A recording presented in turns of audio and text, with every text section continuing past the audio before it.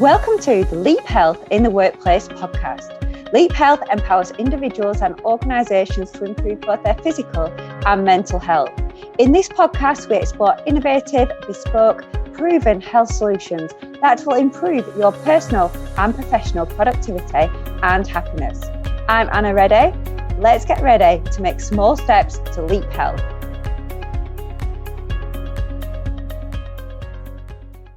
So hello and welcome to the podcast today, and this is all about how you can avoid the marketing traps when you're choosing your food. So we all get drawn into marketing messages, and in a busy world it's really hard to make a balanced decision about everything because we're that busy that we don't have time for the decision making process. So here are a few pointers that might help you answer this question. And the question is, do higher price tags, prettier packaging, famous brands and promoted features mean that a food is highly nutritious? And hopefully after the next few points, you will be able to make your own decision on the answer for that. So the first thing we're going to explore is fat-free. And this was really trendy quite a few number of years ago. And it is quite an older marketing phrase and craze, really. In some cases, though, a lower fat version might be better. So if you're going to be reducing your trans fats, or your saturated fats, or your really highly processed fats, then that is a good thing, and you're probably going to be making better nutritional choices. Also, it's a way to reduce your total calorie intake. So 1 gram of fat has about 8 calories, whereas a gram of protein or a gram of carbs has just 4 calories. So there's more calories per gram with fat. However, not all fat is bad, and actually a lot of healthy fat is beneficial and essential to many bodily functions, and we need these healthy fats. So these are the unsaturated fats. If you want to know more about this, I have done a short video which explores healthy fats, the stories so far, and that's available on the website at www.leaphealth.co.uk, and it's also available on social media, on my LinkedIn, on Instagram as well. So what do they replace the fat with though when they label it fat-free? Well, often the fat's replaced with extra sugar, extra sweeteners or flavourings. So it's not just that it's been taken away and nothing else has been added. So just be wary and be mindful of what ingredients have been added.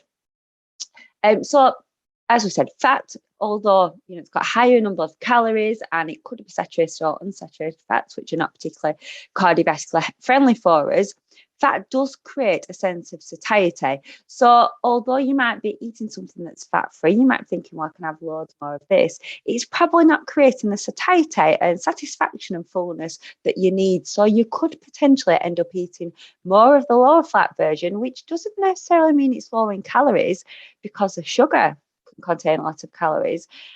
So therefore, you could actually be consuming more calories by going for the fat-free version. So that was point 1. The next one is high protein, and this is pretty trendy right now. And admittedly, protein is vital for many bodily functions and essential that we get quite a lot of protein really to maintain muscle mass and grow our muscles and protect lots of our bodily functions. But marketeers are wise to this and are labelling protein on everything left, right and centre. So just because a label says it's high in protein, it doesn't necessarily mean that it's a good quality protein. Or, this is an important point, is that it has all the 9 essential amino acid proteins that our body needs. And these are the essential amino acids that our body can't create and we have to get from our diet. So an example might be, you could get a really highly processed meat snack, or a protein powder that's got loads and loads of flavourings and sweeteners adders and things, which really might not be as nutritious as just simply picking up 2 hard-boiled eggs. So just be wise about the marketing, and there might be a lot simpler, cheaper, more nutritious options. So always try and choose those that are minimally processed. So we've already said, eggs, nothing's done to them. Things like natural yogurt, milk is just a staple and yet full of protein. Other points to consider is if you were vegan, you might struggle to get those proteins from dairy products. So try and mix up your grains because not every grain has a full essential amino acid profile. So if you mix them up, then there's more likely chance that you're going to get that full range of the 9 essential amino acids. So for instance, if you're having lentils, maybe mix them up with chickpeas, brown rice, and other grains.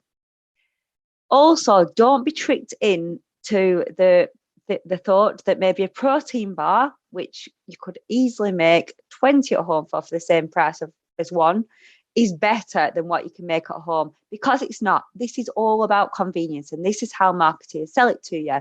But if you actually found yourself a recipe, it would take you really minimal amount of time. You chop them all up into individual portions and freeze them to whenever you want them, and take them out when you want them, and you would save yourself loads of money and probably getting more nutrition as well. And as I said, often when brands are labelled saying high protein, they're not necessarily always are. And quite recently, I picked up a peanut butter that actually said it was enriched with protein. And when I looked at that compared to the standard one, which was by the same brand, there was exactly the same amount of protein in it. So just be wise to that protein label.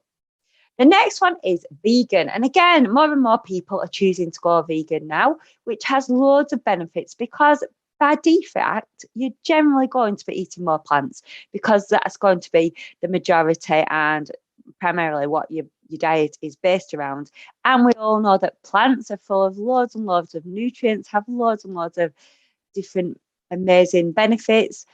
So therefore, it is generally going to improve your health. But I did say generally, because not all vegans base their diet around plants. And some choose foods that are labelled vegan. They might choose sweets are labelled vegan. Highly processed meat alternatives are labelled vegans. There's lots of desserts that are full of sugars, flavourings and sweeteners that again are labelled vegan. So just because the label says vegan does not necessarily mean it's full of nutrients. The next one is portion size, and this can be a real con. So often when you look on cereal packets, it'll show on the front how much sugar's in there, how much calories are in there. And you can think, well, that doesn't look too bad, actually. It's quite low. But if you look at the actual portion size, it's based on a 30-gram serving, which is the size of a variety pack. So that's based upon a child's serving, which even I think is pretty tiny for a child. That wouldn't keep them full up and feeling energized until lunchtime. So it's really unlikely that the portion that they put on the front of packaging is likely to fill you up and likely to give you enough nutrition and nutritious properties that you actually need. So if you are opting for a sugary cereal, it's quite easy to have a high amount of sugar to get the satiety that you need. You're probably likely to really overindulge on the amount that they've suggested on the front of the packet.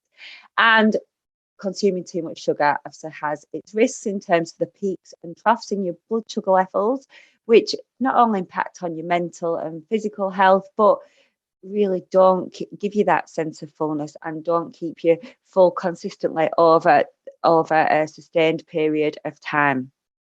So always look carefully at the portion size and be mindful that often marketeers will show the portion size for the minimal amount that you're going to eat.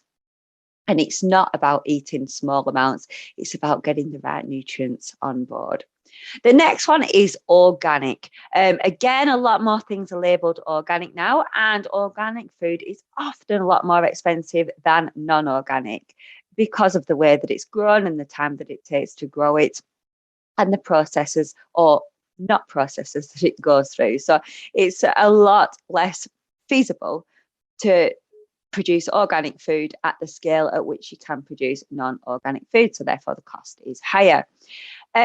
It's important to note that in the UK, pesticides are regulated, and we have quite strict regulations around pesticides. So it's probably safer in the UK to be buying non-organic food rather than outside of the UK where they're not as regulated.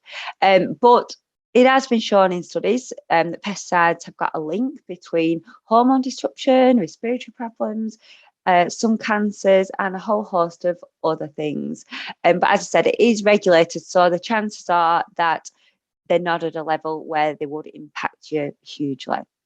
However, it might be useful to opt for organic food, particularly in certain things. So if you wanted to prioritise your spending, there will be a link in the show notes to this podcast and also on my website as well of the Dirty Dozen. And the Dirty Dozen shows the fruits and vegetables that were found to be the highest in pesticides in 2018 and 2019. And I will update this over time as new data becomes available. So within the Dirty Dozen, they included a list from highest to lowest, and this included things such as grapefruit, clementines, mandarins, satsumas, strawberries, grapes, lemons, peaches, nectarines, pears, spinach, and chilies. I usually do generally go for a rule of thumb though. If you can peel something, then it means there's less chance of the pesticides getting through to that fruit. But yeah, if you want to get savvy with your spending on organic, just try and choose the Dirty Dozen. The next point, which is the 6th point, is no added sugar. So again, right now, sugar is deemed to be the enemy.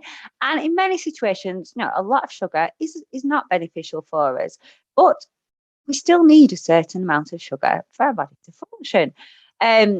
And people might think, yeah, I'll go for the no added option because that might be the best option. And in some cases, yes, it might.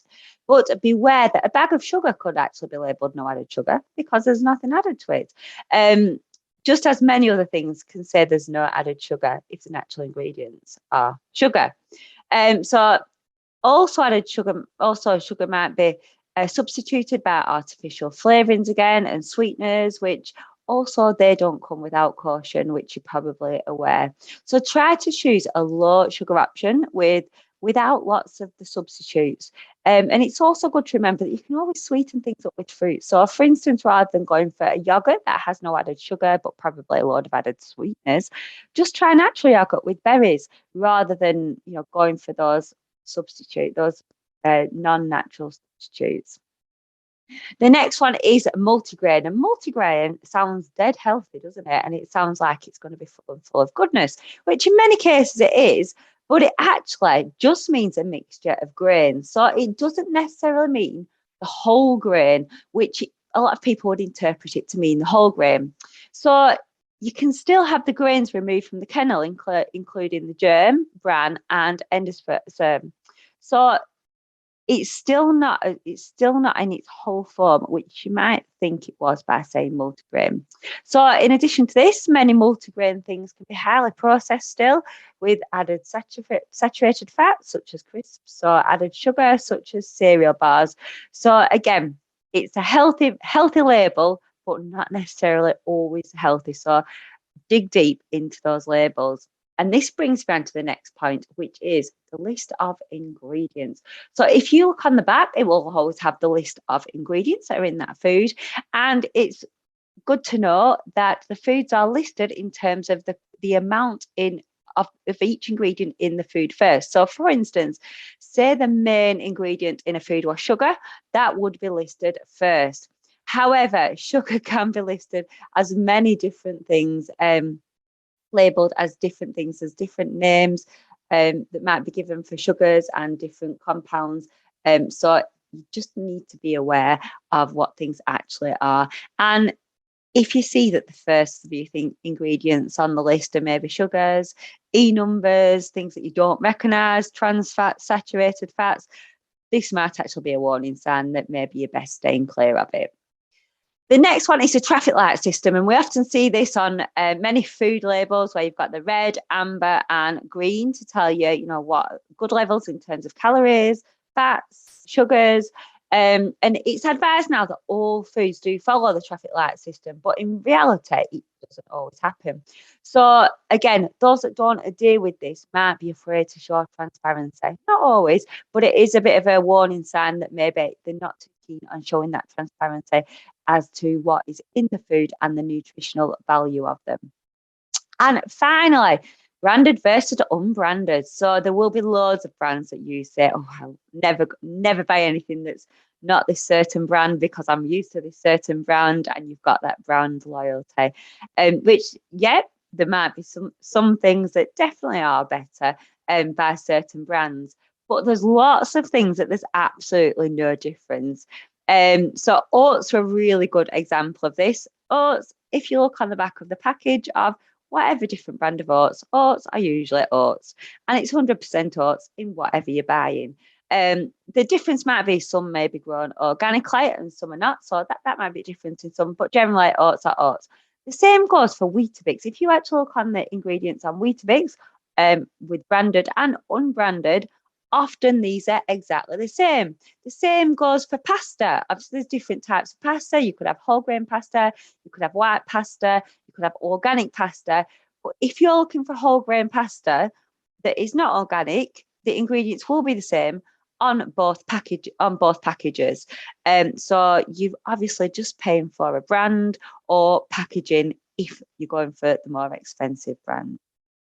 So what is the take-home message? Well, I think from the last few points we've covered, hopefully you will realise that the take-home message is that the higher the cost, the prettier the packaging, the brand and the promoted features do not always mean that it's the most nutritious.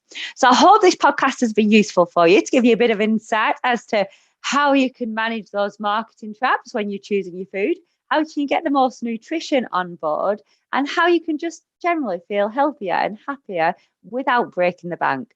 So if you found this useful, I would really encourage you to make health contagious and share it with somebody else.